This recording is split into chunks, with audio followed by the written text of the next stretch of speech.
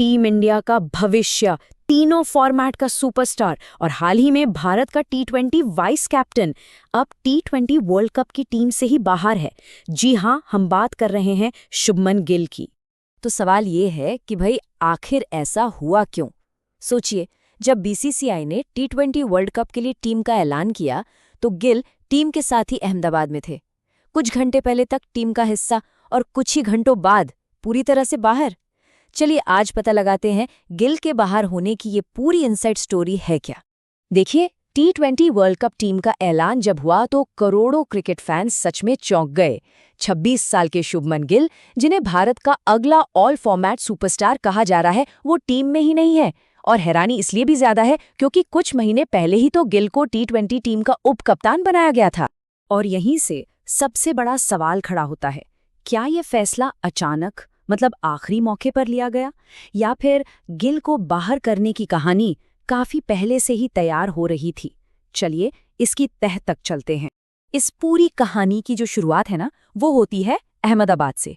भारत और south Africa के बीच आखिरी टी20 मैच था। गिल टीम के साथ तो थे, लेकिन प्लेइंग 11 में नहीं थे। और यहीं से इस कहानी का पहला सुराग हमें मिलता है। यहाँ कहानी थोड़ी दिलचस्प हो जाती है। देखिए, ऑफिशियली वजह बताई गई चोट, लेकिन कई मीडिया रिपोर्ट्स कुछ और ही कहानी बयां कर रही हैं। सूत्रों के मुताबिक गिल की चोट गंभीर नहीं थी, ना कोई फ्रैक्चर था, ना ही कोई ऐसी स्थिति कि वो खेल ही ना पाए। मेडिकल रिपोर्ट में से बस एक मामूली चोट बताया गया और ये भी कहा गया कि गिल दर्द की दवाओं के साथ खेल सकते थे। तो फिर उन्हें खिलाया क्यों नहीं गया? और इसका जवाब इसी मैच में छिपा है। गिल की गैर मौजूदगी, वजह चाहे जो भी रही हो, उसने एक दूसरे खिलाड़ी के लिए दरवाजा खोल दिया। और यकीन मानिए, यही पल इस पूरी कहानी का सबसे बड़ा टर्निंग पॉइंट बन गया।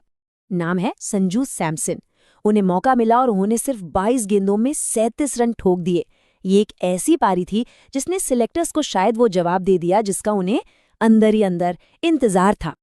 और बात सिर्फ इतनी ही नहीं थी।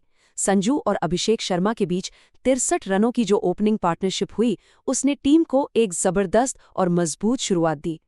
तो जो क्रूशल पॉइंट है वो ये है कि इस एक पारी ने टीम मैनेजमेंट को ये एहसास दिलाया कि भाई ओपनिंग के लिए अब एक नया, दमदार और इनफॉर्म विकल्प तैयार हो गया है।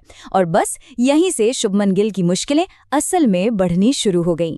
संजू का प्रदर्शन एक पहेली का आखिरी टुकड़ा था, ये कह सकते हैं, लेकिन इस पहेली का एक और अहम हिस्सा था, और वो था गिल की खुद की हालिया फॉर्म। और उनके फॉर्म के आंकड़े कहानी को और भी ज्यादा साफ कर देते हैं। देखिए, सितंबर के बाद से गिल ने 15 टी20 मैचों में सिर्फ 291 रन बनाए हैं, वो भी 24 की मामूली सी औसत से, और एक भी 50 नहीं। साउथ अफ्रीका के खिलाफ पूरी सीरीज में भी 3 मैचों में सिर्फ 32 रन बने थे। तो फॉर्म तो पहले से ही सवालों के घेरे में था। और यहीं पर इस कहानी का सबसे बड़ा खुलासा होता है। मीडिया रिपोर्ट्स का दावा है कि चयन समिति अब अपनी ही एक पुरानी गलती को सुधारना चाहती थी।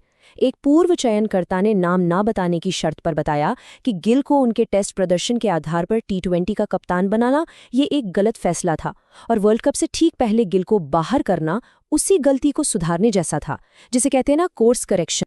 तो अब टीम का जो नया प्लान है वो बिल्कुल साफ नजर आता है। संजू सैमसन ओपनर, ईशान किशन बैकअप और फिनिशर के तौर पर रिंकू सिंह। इस नई रणनीति में गिल के लिए कोई जगह नहीं थी। तो अब सवाल ये उठता है कि इस फैसले का शुभमन गिल के भविष्य के लिए क्या मतलब है और ये क्या संदेश देता है? संदेश बिल्कुल लाउड एंड क्लियर है। टी20 फॉर्मेट में बड़े नाम से ज्यादा जरूरी है आपका मौजूदा फॉर्म और आपकी फिटनेस। सिलेक्टर्स ने ये एकदम साफ कर दिया है कि वर्ल्ड कप जैसे बड़े टूर्नामेंट में किसी भी तरह का रिस्क नहीं लिया जा सकता। लेकिन चलिए इसका एक और नज़रिया देखते हैं। हो सकता है कि अभी गिल को दुख हो रहा हो, पर शायद कुछ सालों में उन्हें ये एहसास हो कि ये कदम उनके लिए फ़ायदेमंद था। देखिए, ऑल फॉर्मेट सुपरस्टार होने के कारण उन्हें आराम बिल्कुल नहीं मिलता। इस ब्रेक से उन पर कप्तानी का और हर मैच खेलने का जो दबाव है वो कम होगा, जो लंबे समय में उनके करियर के लिए अच्छा हो सकता है। तो ये थी शुभमन गिल के बाहर होने की पूरी इनसाइड स्टोरी। फैसला भले ही कड़ा लगे, लेकिन इसके पीछे की वजह काफी साफ है। अब सबसे बड़ा सवाल यही है, क्या गिल एक जोरदार वापसी करेंगे या फिर टी20 फॉर्मेट उनकी सबसे बड़ी परीक्षा बनकर ही रह जाएगा? ऐसी ही जानकारी के लिए सब्सक्राइब कीजिए ऑल कैन स्टडी को। Thank you. चलिए अगले वीडियो में मिलते हैं।